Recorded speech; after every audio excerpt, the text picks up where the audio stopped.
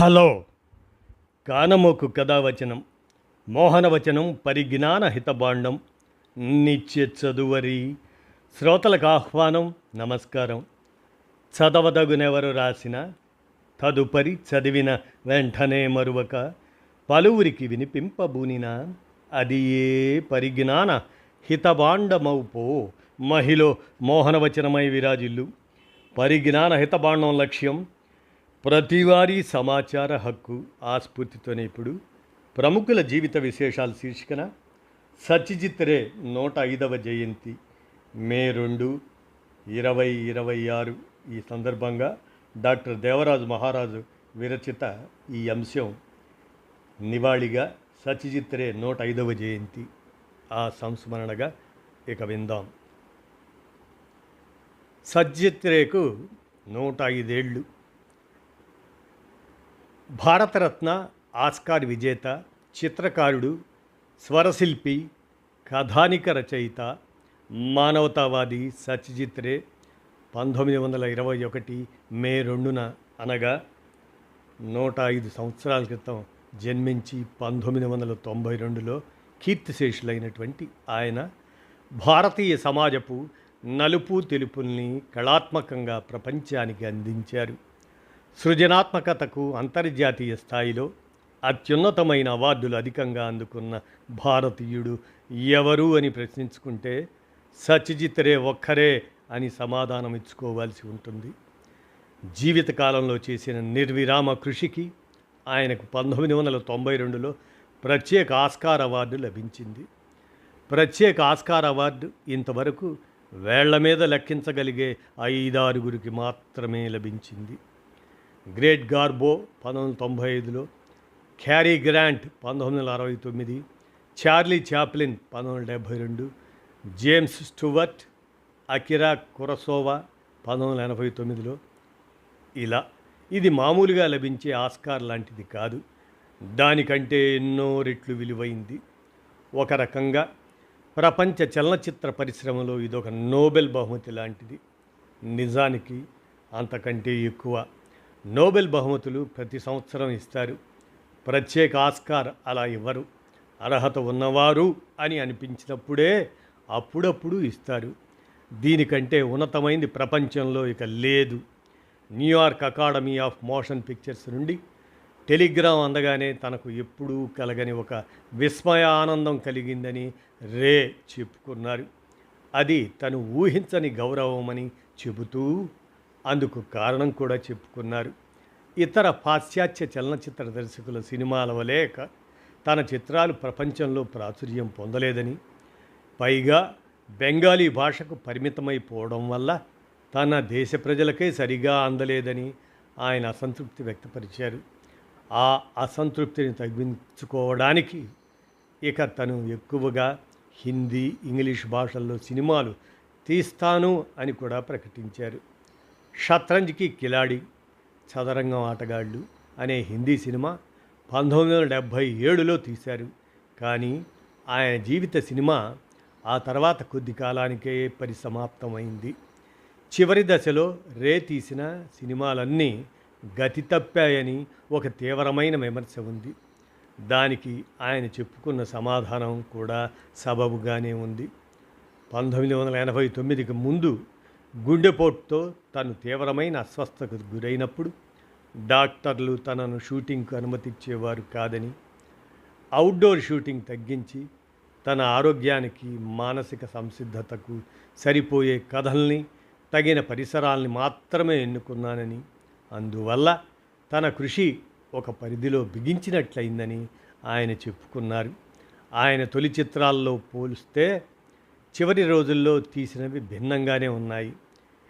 ఏ కళాకారుడైనా జీవితాంతం ఒకే పద్ధతికి అలవాటు పడి పని చేయాలని కూడా ఎక్కడా లేదు కదా. అయితే అన్ని వేళలా కళాత్మక విలువలు నిలబెట్టడం చాలా అవసరం. ఆ పనిని ఆయన జీవితాంతం కొనసాగిస్తూ వచ్చారు. పథేర్ పాంచాలి దానితో మొదలుకొని అఘంతుక్ దాని దాకా గల సుదీర్ఘమైన ప్రయాణంలో ఆయన ఎన్నడూ అలసిపోలేదు. ప్రత్యేక ఆస్కార్ అందిన తర్వాత కూడా సినిమాలు తీయటం తనకు అత్యంత ప్రీతిపాత్రమైన విషయమని, పైగా అన్ని పనులు తనే చేసుకుంటూ ఉండడంలో గొప్ప సంతృప్తి ఉందని ఆయన ఆనందంగా ప్రకటించుకున్నారు. జీవితకాలంలో ఆయన తన చిత్రాలకు తనే స్క్రిప్ట్ రాసుకున్నారు, సంగీతం సమకూర్చుకున్నారు, కాస్ట్యూమ్స్ డిజైన్ చేసుకున్నారు, సినిమాటోగ్రఫీ వగైరా వీలైనన్ని ఎక్కువ పనులు ఆయన చేసుకునేవారు. ఇతరులపై ఆధారపడటం ఆయనకి ఇష్టం ఉండేది కాదు. ప్రతి చిన్న వివరము కాగితంపై రాసుకొని స్కెచ్లు గీసుకొని షూటింగ్ ప్రారంభించే దర్శకులు బహుశా ప్రపంచంలోనే ఒకరిద్దరున్నారు. ఈ విషయంలో జపాన్ చలనచిత్ర దర్శకుడు అకిరా కురోసావాకు సత్యజిత్ రేకు చాలా దగ్గరి పోలికలు ఉన్నాయి. సత్యజిత్ రే అనగానే దారిద్ర్యాన్ని భూతద్దాల్లో చూపించే దర్శకుడని కొందరు అభిప్రాయపడుతుంటారు. భారతీయ సమాజాన్ని కేంద్రంగా తీసుకున్నప్పుడు అందులోని అన్ని విషయాలు వాటంతటవే చోటు చేసుకుంటాయి. నిజానికి పధేర్ పాంచాలి తర్వాత 1-2 తప్ప దారిద్ర్యాన్ని ప్రత్యేకంగా చూపిన సినిమాలు లేవు. అలాగే ఉన్నత కుటుంబాల గూర్చి వారి సమస్యల గూర్చి తీసిన జల్సాగర్, అదే విలాసగృహం, అలాంటి సినిమాలు కూడా ఉన్నాయని మనం మర్చిపోకూడదు. సరైన అవగాహన లేని వాళ్ళు ఏదో ఒక అపోహకు గురవుతూ ఉంటారు. క్షుణ్ణంగా అర్థం చేసుకున్న వారికి ఇలాంటి అనుమానాలు రావు. 2 మే 1921 కలకత్తాలో జన్మించిన సత్యజిత్ రే 23 ఏప్రిల్ 1992 కలకత్తాలోని ఒక నర్సింగ్ హోమ్లో కన్నుమూశారు. భారతదేశమే కాదు, చలనచిత్ర ప్రపంచం యావత్తూ ఒక కళా స్రష్టను కోల్పోయింది. ఒక ఠాగూర్ లేని లోటు ఎంతటిదో, ఒక సత్యజిత్ రే లేని లోటు అంతటిదే. పుంఖానుపుంఖంగా వెలువడిన ఆయన సినిమా స్క్రిప్టులు, కథానికలు, వ్యాసాలు ఏవీ తెలుగు పాఠకులకు పెద్దగా అందుబాటులోకి రాలేదు. రావాల్సిన అవసరమైతే ఉంది. భారతీయ చలనచిత్ర రంగాన్ని ఒక కుదుపు కుదిపి కొత్త మలుపు తిప్పిన పధేర్ పాంచాలి స్క్రీన్ ప్లేను నేను తెలుగు పాఠకులకు అందించగలిగాను. అందుకు నాకెంతో సంతోషంగాను గర్వంగానూ ఉంటుంది. సమాంతర సినిమాకు సంబంధించిన ఒక కాన్ఫరెన్స్లో ప్రొఫెసర్ సతీష్ బహదూర్ నాకు పధేర్ పాంచాలి ఇంగ్లీష్ అనువాదం అందించారు. అందువల్ల నేను దాన్ని తెలుగులోకి తేగలిగాను. Satish Bahadur Pune film institute direction డిపార్ట్మెంట్లో ప్రొఫెసర్. తన గురించి తాను అంతర్జాతీయ పత్రికలకు ఇచ్చిన ఇంటర్వ్యూల నుండి నేను చిత్రకారుడిగా జీవితం ప్రారంభించాను.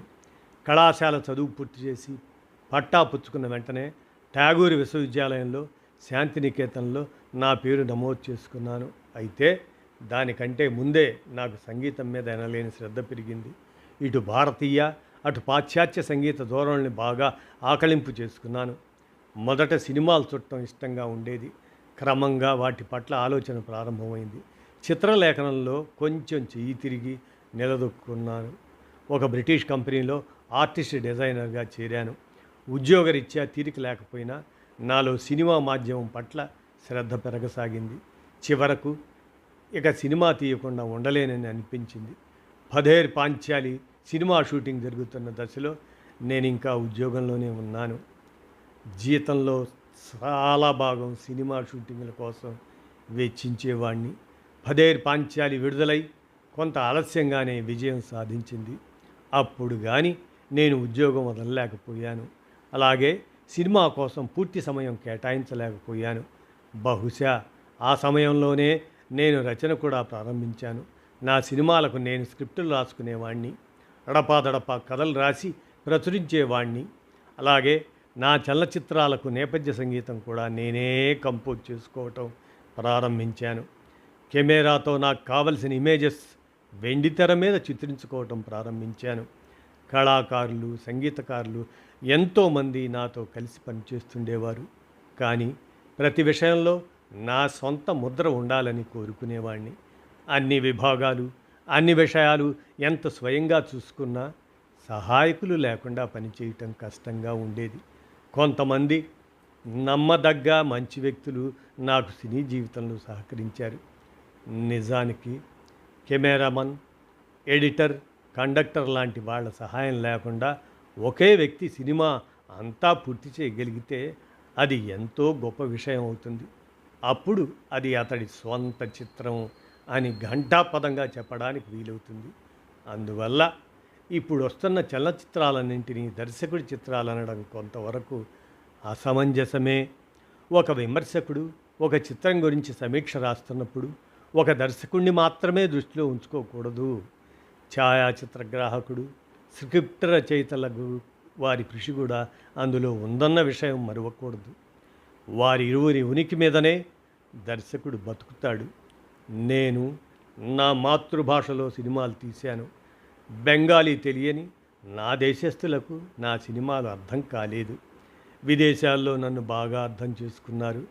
విమర్శలు, ప్రశంసలు, గుర్తింపులు అన్నీ అక్కడి నుండే ఎక్కువగా వచ్చాయి. అయితే నేను హిందీలో తీసిన సినిమాలు దేశంలోని ప్రజలంతా సంతోషంగా స్వీకరించారు. చిత్ర నిర్మాణంలో నాకు కొన్ని ఇబ్బందులు ఎదురయ్యాయి. అయినా పర్వాలేదు, గొప్ప సంతృప్తి మిగిలింది. ఈ దేశానికి స్వాతంత్రం వచ్చిన సంవత్సరమే మేము కలకత్తాలో మొదటి ఫిలిం క్లబ్ ఏర్పాటు చేసుకున్నాం. మొదటి 2 ఏళ్లలో 20-25 కన్నా సభ్యులు పెరగలేదు. క్లబ్కు ఆఫీసు రూమ్ అంటూ లేదు. వంతుల వారీగా సభ్యులలోనే సమావేశాలు ఏర్పాటు చేసుకునేవాళ్ళం. దానివల్ల ఓ మిత్రుడు విచిత్రమైన పరిస్థితిని ఎదుర్కొన్నాడు. సినిమా వాళ్ళు ఇంటి పవిత్రను పాడు చేస్తున్నారని కోపగించి ఇంటి యజమాని మా మిత్రుడిని ఇల్లు ఖాళీ చేయించాడు. సమావేశాలు జరుపుకోవడానికి సరైన స్థలం దొరికేది కాదు. పైగా యువకులంతా చేరి దొంగతనంగా సినిమాలు చూసి చెడిపోతున్నారని ఫిలిం క్లబ్ గురించి చెడు ప్రచారం జరిగింది. అయితే తర్వాత కాలంలో పరిస్థితి పూర్తిగా మారింది. దేశమంతటా ఫిలిం క్లబ్బులు విరివిగా వచ్చాయి. అవి వాటి బులెటిన్స్ ప్రచురిస్తున్నాయి. మా ఫిలిం క్లబ్లో ఒక మంచి సినీ సంస్కృతి అవగాహన పెంచడానికి నేను ఎప్పటికప్పుడు చలనచిత్రాల గురించి రాస్తూ ఉండేవాడిని.